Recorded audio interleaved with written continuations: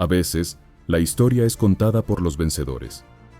Otras veces, simplemente, por quienes supieron escribirla mejor. Pero hay historias que, pese al polvo del olvido, siguen vivas en la tierra, en los nombres, en la sangre. Hoy quiero hablarte de un pueblo que lo fue todo y que sin embargo fue tratado como si nunca hubiera sido nada. Quiero contarte la historia de los Amazigh, los libres. Los llamados erróneamente bereberes por los cronistas grecorromanos, como si fueran bárbaros sin cultura, sin civilización, sin visión. Pero la verdad es otra. Los Amazigh fueron reyes del desierto, guías del Islam, conquistadores del Al-Ándalus. Fueron el corazón de dos de los imperios más poderosos que conoció Occidente en la Edad Media, los almorávides y los almohades. Y sin ellos, sin sus caravanas, sus ejércitos, su fe y su fuego, el destino de la península ibérica y del propio Islam occidental habría sido completamente distinto. ¿Quiénes eran los Amazigh? Eran los hijos del Atlas y del Sahara. Pueblos antiguos como el bronce, más antiguos que Cartago, que Roma, que el Islam mismo, estaban allí cuando los fenicios llegaron a la costa. Estaban allí cuando llegaron los romanos. Estaban allí cuando los vándalos arrasaron el norte de África. Y allí estaban cuando el Islam cruzó el mar desde Arabia en el siglo VII. Pero no eran meros testigos. Los Amazigh no solo resistieron. Ellos absorben y transforman. Y eso hicieron con el Islam. El Islam llegó al Magreb en el siglo VII como una ola de fe, pero también como una ola de poder político. El norte de África era, en ese momento, una tierra fragmentada, con tribus, jefes locales, remanentes cristianos, tradiciones politeístas. Pero los Amazigh no eran fáciles de someter. Hubo rebeliones. Hubo guerras. Una de las más emblemáticas fue la liderada por una mujer, Kahina, una reina Amazigh que, según las crónicas, luchó ferozmente contra los ejércitos musulmanes que invadían su territorio. Una mujer que se convirtió en símbolo de resistencia. Y aunque fue derrotada, dejó sembrada una verdad. Los Amazigh podían perder una batalla, pero nunca perdían su alma. Y así fue. Porque pronto, en lugar de resistir al Islam, lo hicieron suyo. Lo entendieron. Lo reinterpretaron y no como una imposición árabe, sino como una fe que podían interiorizar a su manera. Nacieron los primeros movimientos religiosos propios del norte de África, con lecturas diferentes del Corán, con una organización tribal que chocaba con el centralismo de los califatos omeya o abasí. Los Amazigh no querían califas lejanos. Querían líderes que vivieran entre ellos, que hablaran su lengua, que entendieran su mundo. Y así, poco a poco, el Islam Amazigh fue creciendo. Y cuando llegó el momento, esa fe se convirtió en imperio. En el siglo XI surgió una figura que cambiaría para siempre la historia del norte de África y de Al-Ándalus, Abdallah ibn Yassin. Un reformador religioso, pero también un estratega, y junto a él, un pueblo guerrero, los Lamtuna, una de las principales tribus Amazigh del desierto. De esa alianza nació el movimiento almorávide, un proyecto religioso, militar y político. Su nombre viene de Al-Murabitun, los que hacen ribat, los que se consagran a la frontera, a la lucha por la fe. Eran austeros, duros, fanáticos en su visión puritana del Islam, pero también extraordinarios organizadores, comerciantes y estrategas. Dominaron el Sahara, construyeron rutas comerciales, convirtieron a la ciudad de Audagost y luego a Marrakech en centros de poder. Fundaron una capital desde la nada, donde solo había palmeras y tierra roja, y la transformaron en una joya del mundo islámico. Y entonces Al-Ándalus llamó, porque del otro lado del mar, los reinos taifas estaban en ruinas. El legado del califato de Córdoba se desmoronaba, y los reinos cristianos del norte, Castilla, Aragón, León, avanzaban cada vez más al sur.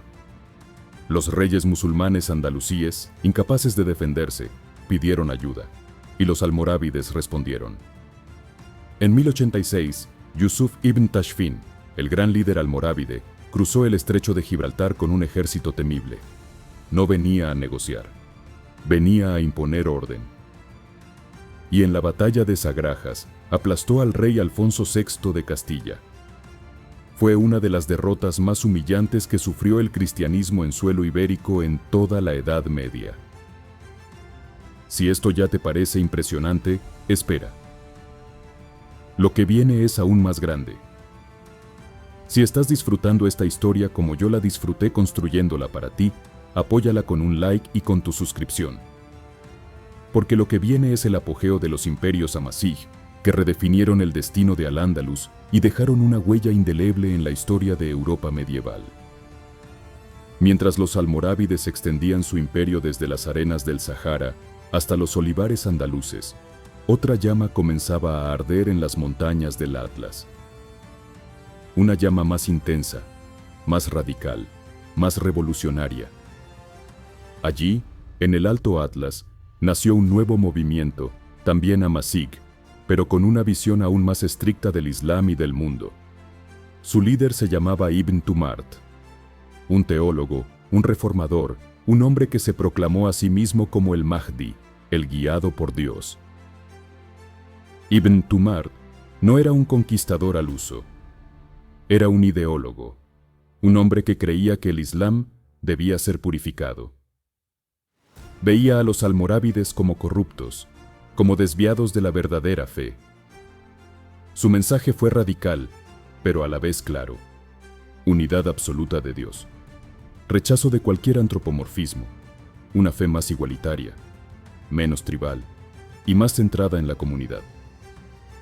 Y ese mensaje prendió como fuego en la leña seca. Sus seguidores se llamaron almohades, los unitarios. Y no solo creían en su visión, estaban dispuestos a morir por ella. Durante años, Ibn Tumart y sus discípulos organizaron desde las montañas una resistencia teológica y militar. Predicaban, adoctrinaban y reclutaban. Construyeron una base en Tinmel, que no solo fue un bastión militar, sino también un centro de formación intelectual y espiritual. Desde allí, lanzaron una guerra santa contra los almorávides. Y aunque Ibn Tumart murió antes de ver cumplido su sueño, su sucesor, Abd al-Mu'min, llevó la causa hasta su culminación. En el año 1147, los almohades tomaron Marrakech. El corazón del imperio almorávide caía, y con ello comenzaba el segundo gran imperio, amasij. Abd al-Mu'min no era solo un militar brillante, era un administrador visionario, y bajo su mando, el mundo musulmán occidental vivió una renovación profunda. Unificó el norte de África desde Trípoli hasta el Atlántico.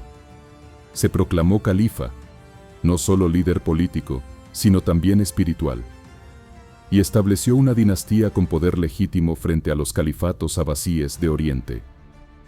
Los almohades reorganizaron las ciudades, ampliaron las redes comerciales, promovieron una arquitectura deslumbrante. Marrakech, Sevilla, Rabat, Fez, florecieron bajo su mandato. Y nuevamente, como siglos antes, Al-Ándalus llamó. En la península, los cristianos volvían a avanzar. Los reinos taifas habían resurgido tras la caída almorávide, pero estaban divididos y debilitados. Los almohades cruzaron el estrecho como lo hicieran sus predecesores. Pero no eran un ejército improvisado. Eran una potencia organizada, convencida de su destino sagrado. Tomaron Sevilla. Hicieron de ella una de las capitales del imperio. Construyeron la Giralda, que en su origen fue alminar de una de las mayores mezquitas del mundo islámico occidental. Establecieron cortes, bibliotecas, madrasas. Invitaron a científicos, filósofos, juristas. Sí, también fueron duros con los que no compartían su visión religiosa, y sí, impusieron el rigor de su doctrina, pero también fueron protectores del conocimiento. En ese tiempo, florecieron figuras como Ibn Rushd, conocido en Occidente como Averroes, uno de los más grandes filósofos de todos los tiempos. Un pensador andalusí que trabajó bajo la protección de los almohades, traductor y comentarista de Aristóteles, influenció directamente al pensamiento cristiano europeo, desde Tomás de Aquino hasta los escolásticos de París. Y también Ibn Tufail, autor de Hayy ibn Yaqzan, una obra pionera que exploraba la razón, la fe y la naturaleza humana mucho antes de que Europa soñara con la Ilustración. Bajo los almohades, el pensamiento y la espada caminaban juntos. Y aquí quiero que pienses en algo. Todo esto, estas ciudades, estos filósofos, estas batallas, este arte, esta ciencia, fue hecho por pueblos que durante siglos la historia oficial ha llamado simplemente bereberes. Como si fueran una nota al pie, como si no hubieran sido constructores de civilizaciones. ¿No te parece injusto? Porque a mí sí, y por eso estoy contando esta historia. Pero como todo imperio, los almohades también encontraron su límite, y ese límite se llamó las Navas de Tolosa. Año 1212. Los reinos cristianos del norte, por primera vez, dejaron sus diferencias. Formaron una coalición sin precedentes entre Castilla, Aragón, Navarra y hasta contingentes cruzados del norte de Europa. Se enfrentaron al califa almohade al-Nasir en una de las batallas más grandes y decisivas de la Edad Media, y aunque los almohades lucharon con valor, fueron derrotados. Miles murieron. El corazón militar del imperio se rompió. Pero la derrota no borra el legado, porque lo que los almohades construyeron, su arte, su filosofía, su visión del Islam y del mundo, trascendió el campo de batalla. Hoy, cuando caminas por Sevilla y ves la Giralda, estás viendo arquitectura almohade. Cuando estudias a Averroes en una universidad europea, estás tocando el pensamiento que nació bajo su protección. Cuando escuchas hablar de la tolerancia, del pensamiento racional, de la búsqueda espiritual, hay algo ahí que también fue Amasij. Con la caída almohade, comenzó el declive del poder Amasij en Al-Ándalus. Pero su historia no terminó ahí, porque los Amasij siguieron vivos en su lengua, en su cultura, en sus montañas, en sus desiertos. Siguieron siendo libres. A veces bajo dominio otomano, a veces bajo dominio europeo, pero siempre con la memoria encendida. Con la caída de los almohades, se apagaba la última gran dinastía Amasij que gobernó Al-Ándalus. Los territorios andalusíes se fragmentaron nuevamente. El avance cristiano era ya imparable. Y en el norte de África, nuevas dinastías surgieron: mariníes, watásidas, saadíes, algunas con raíces Amasij, pero con el brillo político de antaño desvaneciéndose poco a poco. Pero los Amasij no desaparecieron, porque los pueblos no se borran por decreto ni por derrota militar. Se adaptan, se transforman y esperan. Los valles del Atlas, las aldeas de las montañas del Rif, los oasis del Draa.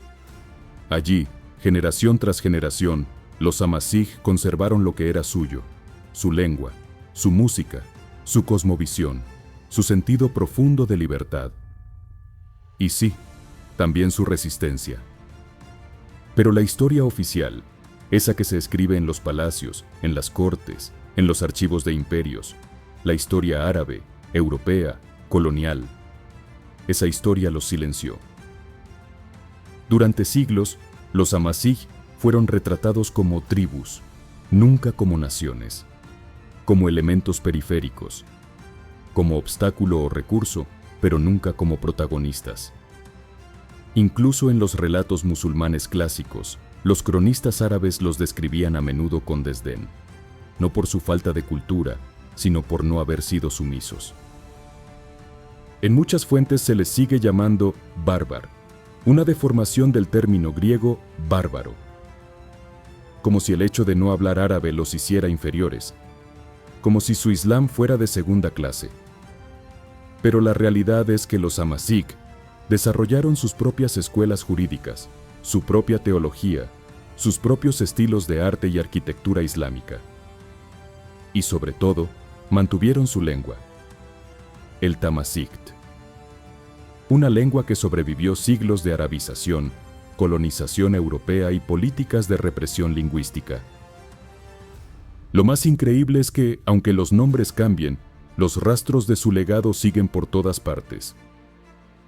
En los nombres de ciudades, como Tánger, Taza, Tiznit, en apellidos, en platos típicos, en músicas ancestrales, en los tatuajes faciales que portaban las mujeres como símbolos de identidad y cosmología, en los tejidos, en los cuentos, en la forma de trabajar la tierra. El mundo amazigh no murió, solo lo escondieron. Y entonces llegó Europa. El colonialismo francés y español entró en el norte de África con mapas, con metralla y con manuales racistas.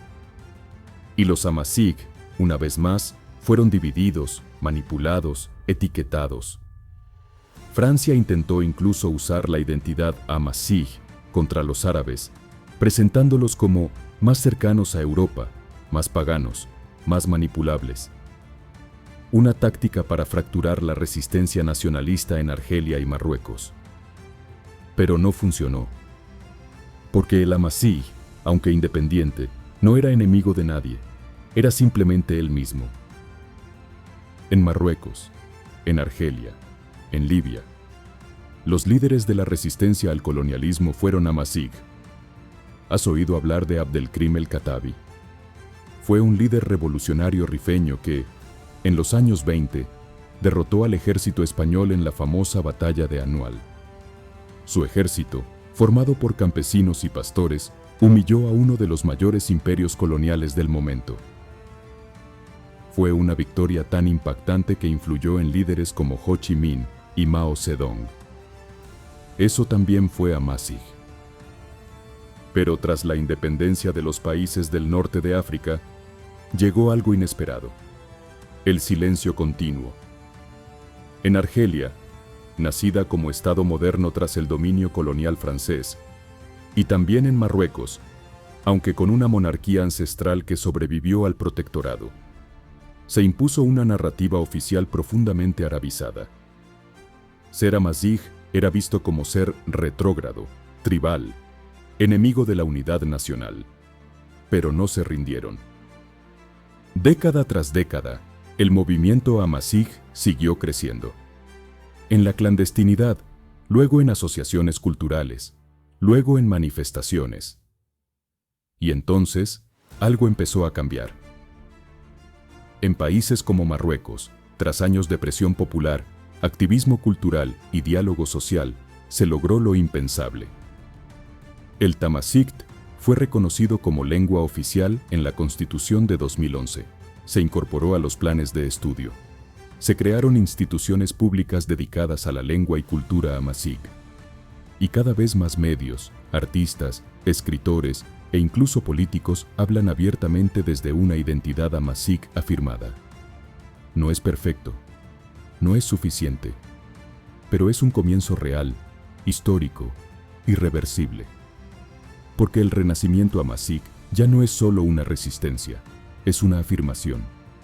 Una celebración de identidad que se construye desde las aulas, desde la música, desde el cine y desde las redes sociales.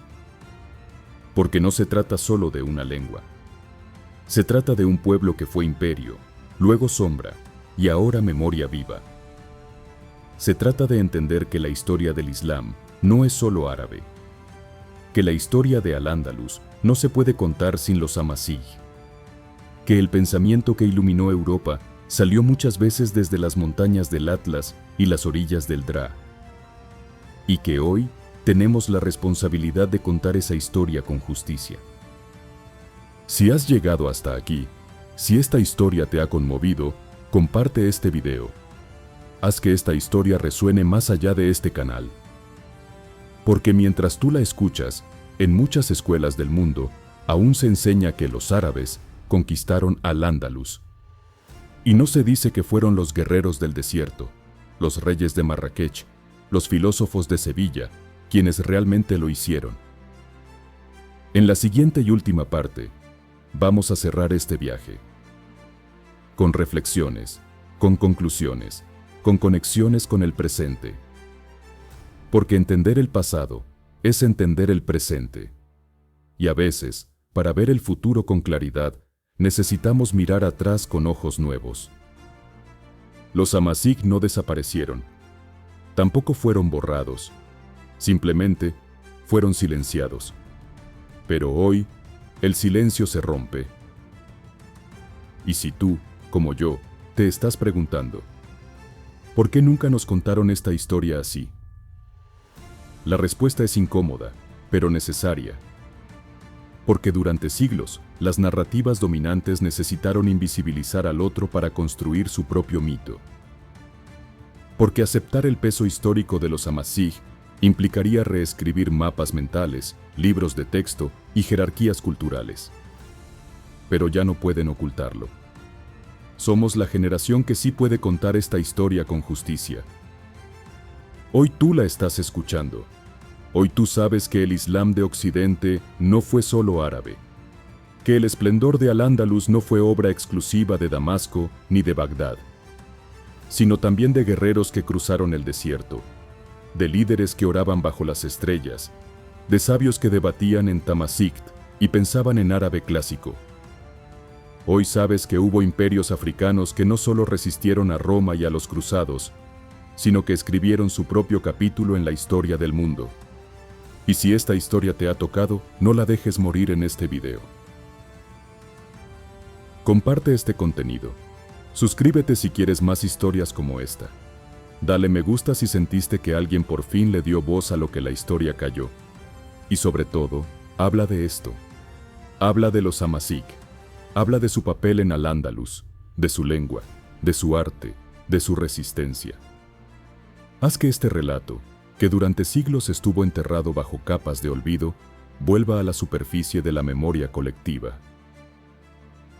Porque mientras haya una palabra en Tamazight pronunciada por una madre a su hijo, mientras haya una estrella sobre el desierto, una mujer con tatuaje ancestral en el rostro, una bandera con el símbolo Yaz alzada en el viento, el mundo sabrá que los hijos del Atlas, los herederos de Tinmel, de Marrakech, de Sevilla, de Fez, los que llamaron a la libertad por 1000 nombres, nunca desaparecieron. Solo estaban esperando su momento para volver. Y ese momento es ahora.